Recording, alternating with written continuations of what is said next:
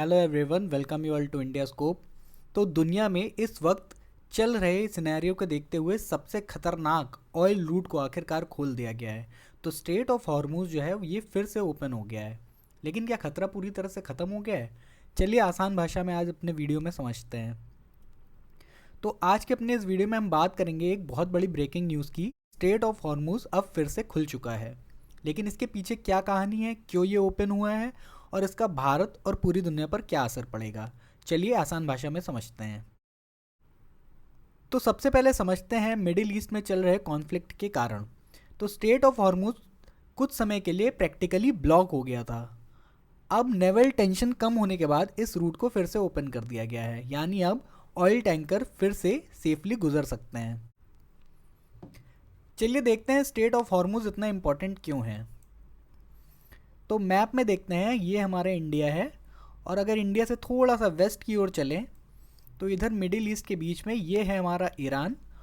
और ईरान और यूएई और ओमान के बीच में जो पतला सा नैरो पैसेज जाता है, यही है हमारा स्ट्रेट ऑफ हॉर्मूज। ये देखिए स्ट्रेट ऑफ हॉर्मूज। तो ये इतना इम्पोर्टेंट इसलिए है कि क्योंकि यहाँ से ट्रेड बहुत ज़्यादा होता है। वर्ल्ड का 20% ऑयल इसी नैरो पैसेज से होकर के गुजरता है।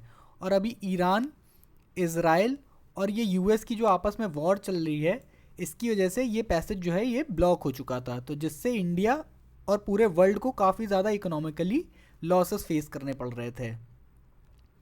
तो गल्फ कंट्रीज से ऑयल एक्सपोर्ट का जो ये मेन रूट है, ये यही स्ट्रेट ऑफ हॉर्मूज है। तो अगर ये बंद हो जाएगा तो पेट्रोल डीजल महंगा हो जाएगा, ग्लोबल इकोनॉमी डिस्टर्ब हो जाएगी और फ्यूल क्राइसिस शुरू हो जाएंगे, जैसा कि अभी चल भी रहा था। जैसे जैसे पीछे ये ब्लॉक हो रहा था वैसे वैसे फ्यूल क्राइसिस चालू हो जा रहे थे। देखिए, Iran declare strait of Hormuz completely open as negotiations race for deal on Iran war. तो देखिए, ईरान के फॉरेन मिनिस्टर ने अनाउंस किया है कि vital trade choke point open to all commercial vessels during a ceasefire with US, though Iranian state media cast uncertainty on the move and shipping companies are expressing caution. तो मतलब ये है कि Iran के foreign minister ने तो कह दिया है कि कमर्शियल जो भी वेसल्स हैं उनके लिए जब तक ये सीज फायर चल रहा है यूएस के साथ, ये स्टेट ओपन रहेगा।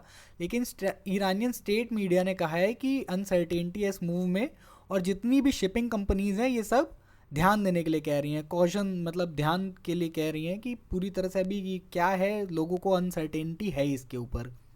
जबकि प्रेसिडेंट डोनाल्ड ट्रंप ने क्या बोला है, इन्होंने बोला है कि US naval blockade will continue until a deal with Iran is 100% complete. यानी कि डोनाल्ड ट्रंप कह रहे हैं कि यूएस नेवल ब्लॉकेड ये तब तक जारी रहेगा जब तक ईरान के साथ 100% डील नहीं हो जाती। तो यूएस की नेवल जो ब्लॉकेड है वो अभी भी है, नेवल फोर्सेस अभी भी डिप्लॉयड है, मॉनिटरिंग पूरी तरह से जारी है। तो इसका मतलब यही है कि ये ओपन तो है लेकिन पूरी तरह से अभी भी सेफ नहीं है। ये अभी भी एक फ्लैश पॉइंट बना हुआ है, कभी भी यहाँ पर कुछ भी हो सकता है।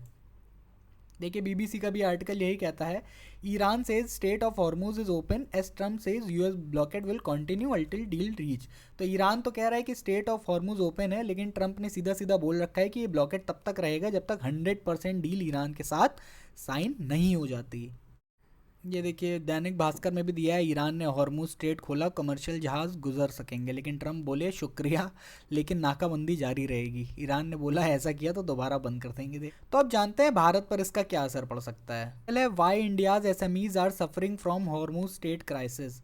तो जैसा कि जानते हैं, ब्लॉकेड अभी तक चल रहा था इस स्टेट पर। तो ये वाइटल शिपिंग रूट है, यहाँ से काफ़ी ज़्यादा शिपिंग होती है। तो spice hub Kerala and ceramic manufacturing centre Morbi are two of regional sites in India affected. Can anything be done to support small scale traders there. तो देखिए क्या होगा इससे, भारत पर क्या होगा। पहली बात तो ये जो एसएमईज हैं यानी स्मॉल एंड मीडियम एंटरप्राइजेज, ये जो हैं ये सफ़र करेंगे। तो उसमें स्पाइस हब केरला, केरला से काफ़ी ज़्यादा स्पाइस एक्सपोर्ट होता है। उसके अलावा सेरेमिक मैन्युफैक्चरिंग सेंटर मोरबी। तो ये दो रीजनल साइट्स हैं इंडिया में जो काफ़ी ज़्यादा अफेक्ट होंगी। उसके अलावा ये रूट इंडिया के लिए बहुत ज़रूरी है। इंडिया अपनी ऑयल का ज़्यादातर बड़ा हिस्सा गल्फ से इम्पोर्ट करता है। तो यहाँ पर इंडिया काफ़ी ज़्यादा सफ़र कर रहा था, लेकिन अब फ़ायदा इसके ओपन होने से ये होगा कि सप्लाई काफ़ी स्टेबल हो जाएगी, पेट्रोल प्राइसेस कंट्रोल में आ सकते हैं और शिपिंग कॉस्ट कम हो जाएगी। यानी इंडियन इकोनॉमी को स्ट्रेट ऑफ हॉर्मूज खुलने से काफ़ी राहत मिल सकती है। और ग्लोबल इम्पैक्ट की बात करें तो ग्लोबल मार्केट की बात अगर करें तो देखिए ग्लोबल मार्केट सर्ज, तो देखिए र्यूटर्स का ये आर्टिकल है, global market surge as Iran says Strait of Hormuz open during ceasefire. तो जो ग्लोबल मार्केट्स हैं उनमें काफ़ी ज़्यादा राहत दिख रही है, मार्केट्स काफ़ी चढ़ रहे हैं, काफ़ी बढ़ रहे हैं। तो ग्लोबल लेवल पर भी ऑयल प्राइसेस स्टेबलाइज होंगे, मार्केट में कॉन्फिडेंस बढ़ेगा, इन्फ्लेशन कंट्रोल में आ सकती है। लेकिन अगर फिर से टेंशन बढ़ा तो प्राइसेस फिर से स्पाइक कर सकते हैं और मार्केट फिर से डाउन हो सकती है। तो अगर सिंपली बात करें तो दुनिया का ये सबसे इम्पॉर्टेंट ऑयल रूट है। ये कुछ समय के लिए काफ़ी रिस्की हो गया था, लेकिन अब ये फिर से ओपन है, लेकिन खतरा अभी भी पूरी तरह से ख़त्म नहीं हुआ है। तो फ्रेंड्स, स्ट्रेट ऑफ हॉर्मुज सिर्फ एक समुद्री रास्ता नहीं है, दुनिया की इकोनॉमी की लाइफलाइन है। तो क्या आपको लगता है ये रूट फिर से बंद हो सकता है? कमेंट में ज़रूर बताएं। तो अगर आज के एमसीक्यू की बात करें तो आज का क्वेश्चन है, स्ट्रेट ऑफ हॉर्मुज किन दो देशों के बीच में स्थित है? ईरान और इराक, ईरान और ओमान, सऊदी अरेबिया और यूएई, या कतर और बहरीन? तो अगर आपने वीडियो देखा तो आपको इसका करेक्ट आंसर पता ही चल गया होगा, बाकी इसका करेक्ट आंसर मैं पिन कमेंट में डाल दूंगा। तो अगर आपको हमारा वीडियो पसंद आया तो लाइक करें, अपने फ्रेंड्स के साथ शेयर करें और हमारे चैनल इंडिया स्कोप को सब्सक्राइब करें। Thank you.